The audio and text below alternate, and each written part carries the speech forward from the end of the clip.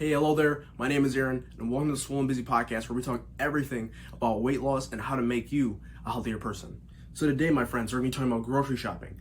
The reason why we're talking about grocery shopping is because it's something that is so critical when it comes to weight loss. And everyone talks about diet, but no one ever talks about the actual act of getting the stuff to go dieting. So that's what I'm going to be delivering to you guys today. But before I go into that, I will want to talk a little bit about the biology, okay? So I'm going to be talking about how hunger affects your decision making, the role of this little hormone called ghrelin, which is simply just a hunger hormone. Now, hunger can affect our decision making because when we're hungry, we cannot make sound decisions. I know this may sound very obvious, but it's something that a lot of good idea to go grocery shopping when we're hungry. As you can expect, a result for disaster. The main problem is when we are hungry, we're completely impulsive. When we're hungry, we're more impulsive, resulting in us looking for things that give us instant gratification. For example, buying a box of cookies, then getting in the car and destroying the box of cookies.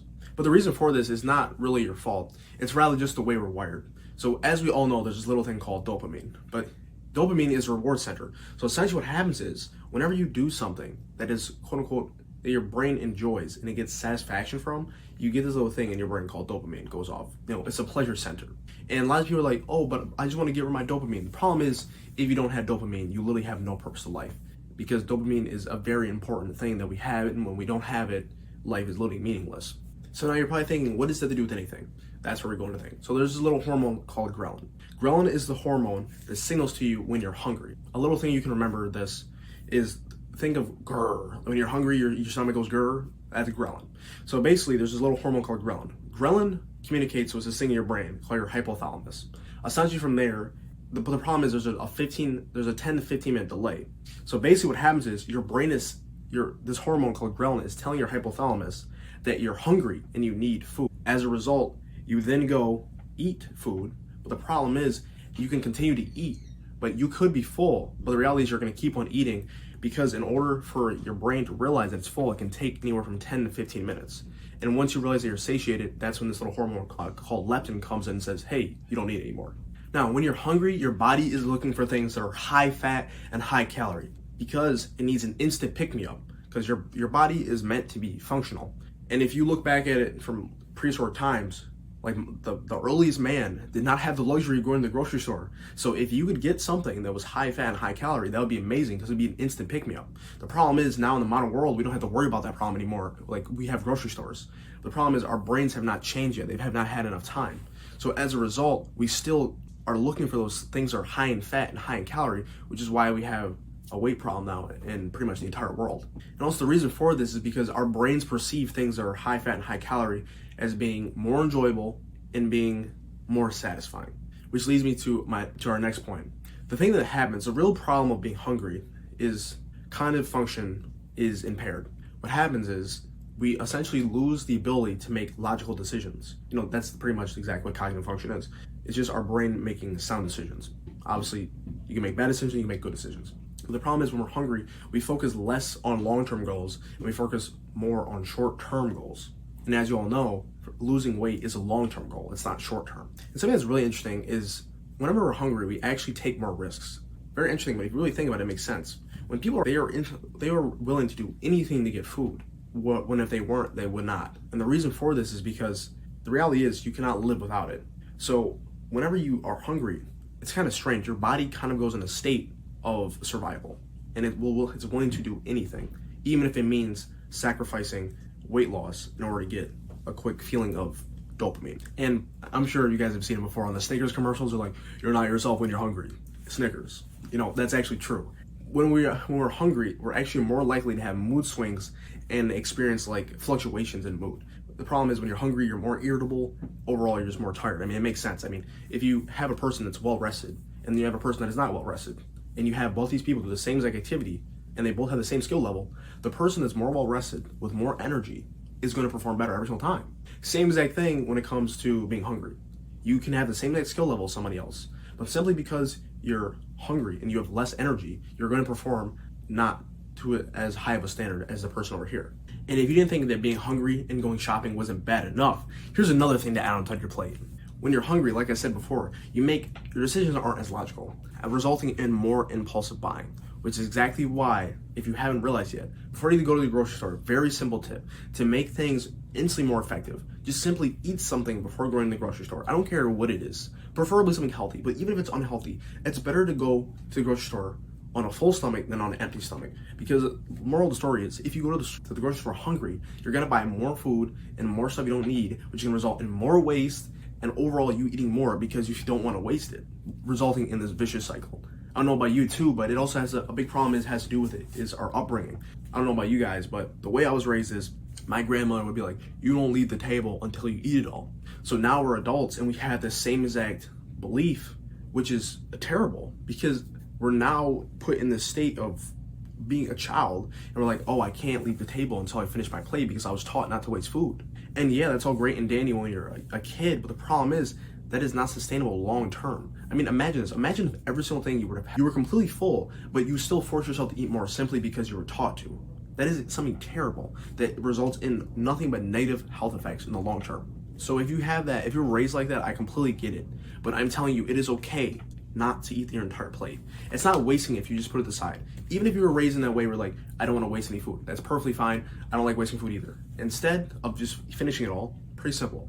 As soon as you feel full, take your food, put it in storage, put it in the fridge, like in a container, and eat it later. And there's a little interesting thing I found when I was researching for this podcast, and that is there's this thing called regretful purchases. I never really thought about it, but essentially what happens is, like I said earlier, when you're hungry, your cognitive function is not as effective. So essentially what happens is you go to the grocery store, right, and you buy things and you end up regretting it. But it's a common decision. And one of the other dangers of being hungry when you go shopping is you may, like I said earlier, we all know at this point that when you're hungry, you're less rational. And when you're less rational, you're more likely to make sound decisions, which is the exact problem. Because when we're hungry, we're more likely to avoid getting healthy choices because it's not convenient. Because in the moment, we're only thinking about getting something quick. So instead of going for, the meal that you have to cook, you just go for something you have to throw in the microwave. Not to mention, hunger can lead to inefficient shopping. Because essentially what happens is you'll be looking around and you'll be seeing all these things that are catching your eye because you're hungry. Like, ooh, that looks good. And that's another thing. While we're on this topic of talking about what looks good, that leads into my next point, which is talking about how we can beat the grocery stores at their own game. Because if you haven't realized it yet, but a grocery store is a business. And don't get me wrong, business is an amazing thing. It is one of the only things in history that has consistently led innovation. But that's a conversation for a different day. Rather, grocery stores are meant to make money from you. Keep this in mind. So all the greatest grocery stores in the world have studied marketing because they know if they want to make more money, they have to set it up in a way that forces you to spend more money. So when it comes to the grocery stores, you need to understand that a grocery store is set up in a way that way you'll have to buy everything because they know the only things you really need, are like eggs, milk, flour, and oil, and meat, and like vegetables. If it was that simple, why wouldn't they just put all this stuff in one place? The reason why they do not is because they want you to go around the store, see all these other things that you don't need, and then that's when you start impulse buying. That is exactly how grocery stores make money. They don't make it from, the high quality stuff. That's where their lowest margins are. For example, a grocery store makes way more money from you buying cereal than from you buying meat. I don't know that much about grocery stores, but I'm just assuming because I've worked in the restaurant industry. I know that's how it works. You make money from the small things, not the big things. Now, while we're on the topic of the grocery stores, I want to talk about this thing real quick, which is about how grocery stores increase impulse buying. Now, I know this is going to be hard. I want you to do your best to see the least amount of food as possible. I know this may be hard because some of you truly love food. I know food is a huge part about life, but if you can see less food advertisements, try to. Because the problem is, as soon as you see something, for example, you see, a fast food ad, you start to think about that. And especially if you're kind of addicted to it, you think about it all day, and the only way you can stop thinking about it is by you getting your needs satisfied by going to the store and actually getting it. But I don't want to go into that too much because right now we're talking about grocery stores. When it comes to grocery stores, watch out for the people where they're like, hey, do you want to try this? If it's not a single ingredient food, like if it's something like zucchini and like apples together, okay, feel free to go try it, but just be wary of the sugar. Anyhow, but always be careful with that because what they want you to do is they want you to try it.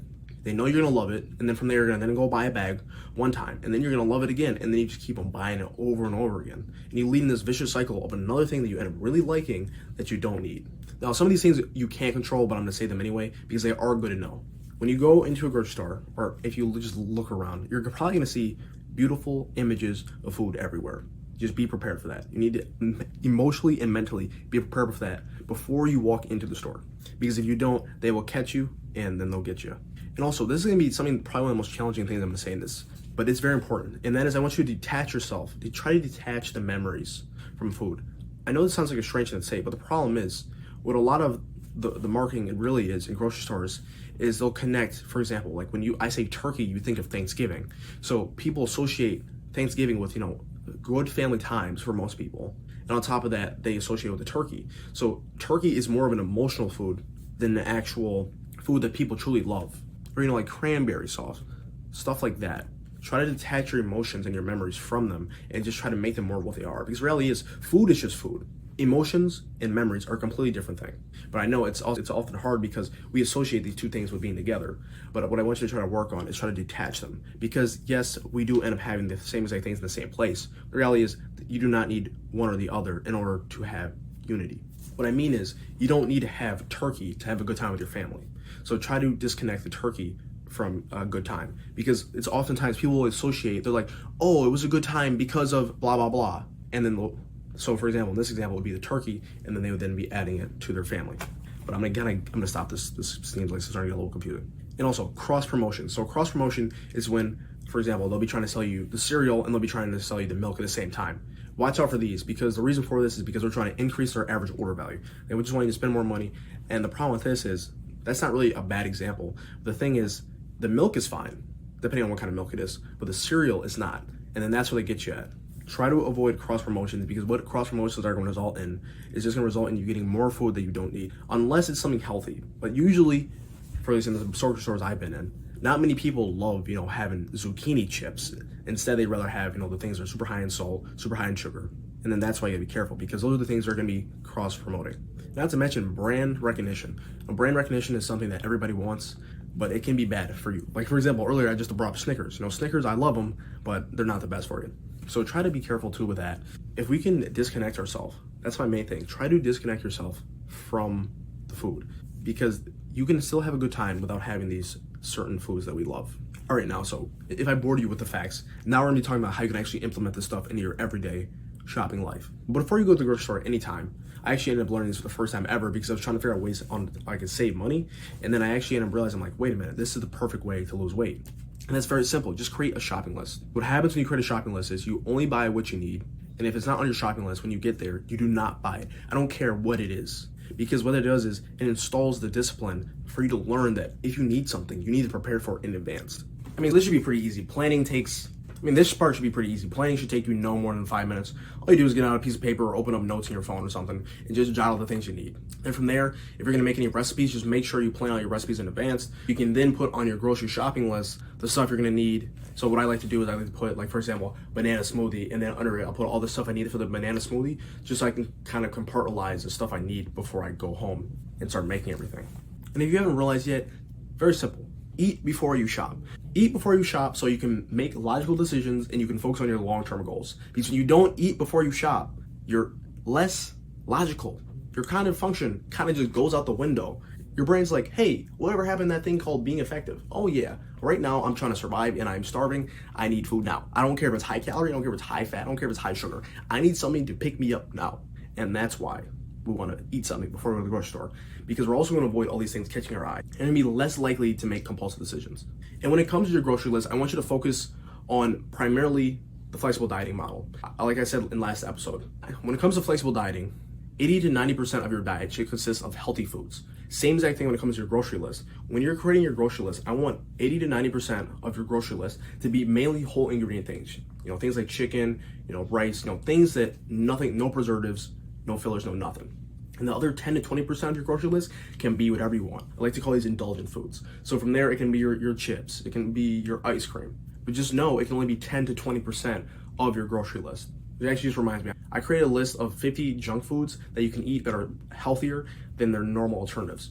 One of the big things for me is I love chocolate donuts, but it's actually funny because there's little things that you can get. Fudge sickles, I think they're only 10 calories per fudge sickle. And you can eat them and they taste exactly like a chocolate donut. And I love chocolate donuts. And these fudge sickles, obviously the only difference is they're cold, and it doesn't have the texture of a donut, but it tastes exactly the same. So whenever I'm having a craving for a chocolate donut, instead of going and buying a donut, I just go into my freezer and I bust out a fudge sickle, eat one of them bad boys, and I feel completely fine. my craving for the chocolate donut just went away. So instead of having 200 calories, I only consumed 10. For just by that, I end up saving 190 calories, so I can then focus it on other stuff that I need to eat that's healthy.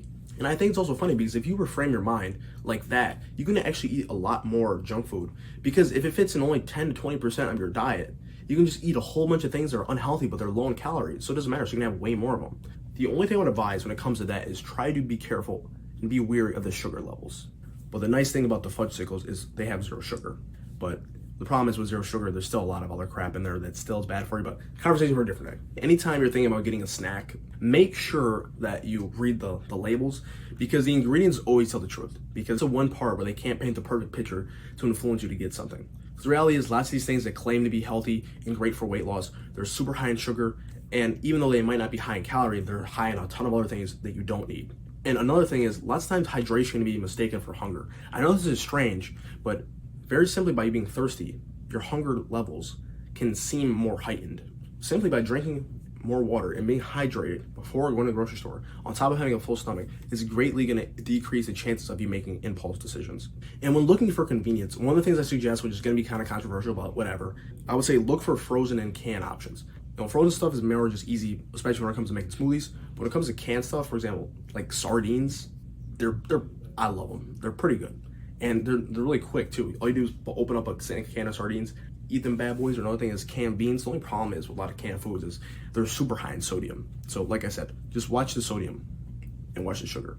And if this one didn't seem obvious enough, the only thing I would advise you completely eliminating is sugary drinks. In flexible dieting, like I said, 10 to 20% of your diet can be whatever. But the problem with soda is, yes, it tastes good, but this is the reality. The only thing that soda is sugar. That's all it is. It's water with sugar in it. And the problem is, it's just empty calories. So you're drinking it, but you're not actually getting any benefit from it. Unlike if you were to have a donut does have some benefits it's not that good, but compared to a soda, a donut is definitely better. Because a donut is actually going to make you feel somewhat satiated versus a soda, which does literally nothing except for just add calories to your daily intake. And not to mention, since it doesn't make you full, it's so easy to drink so much of it, and all you're doing is your calories are going, they're just skyrocketing.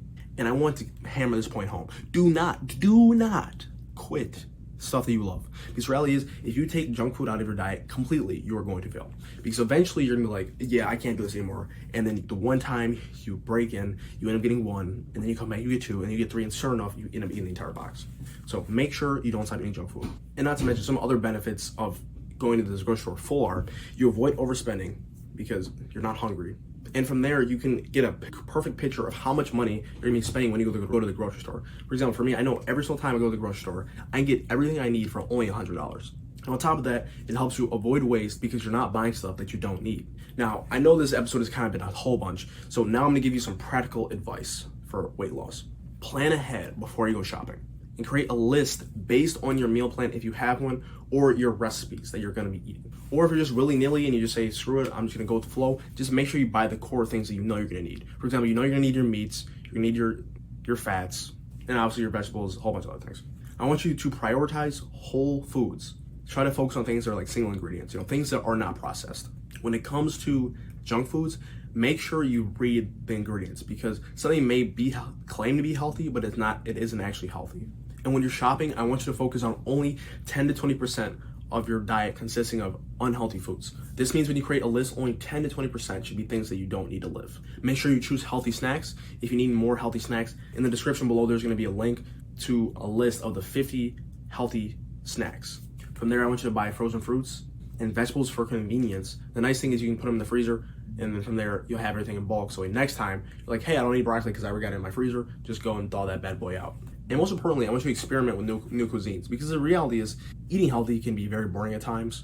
So just look up, different kind of recipes from different cultures, because there's lots of foods you can eat that are healthier and lower in calorie.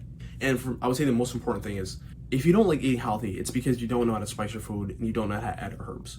Really put in some time to just get a general idea. Within about a 10-minute YouTube video, you can figure out a general idea of how to season pretty much almost anything. And from there, you can eat healthy, and at the same time, it's gonna taste good. Because the reality is, the only thing that really influences how your food tastes is how you cook it and the stuff you put on it. So if you just simply learn how to put the stuff on it properly, your food is instantly gonna taste better without adding extra calories or without adding extra sodium. And that's pretty much it.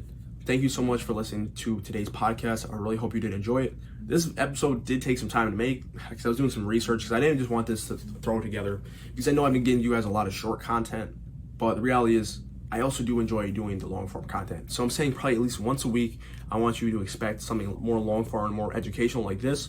But other than that, I would say every single day, expect at least something short, some real quick tip.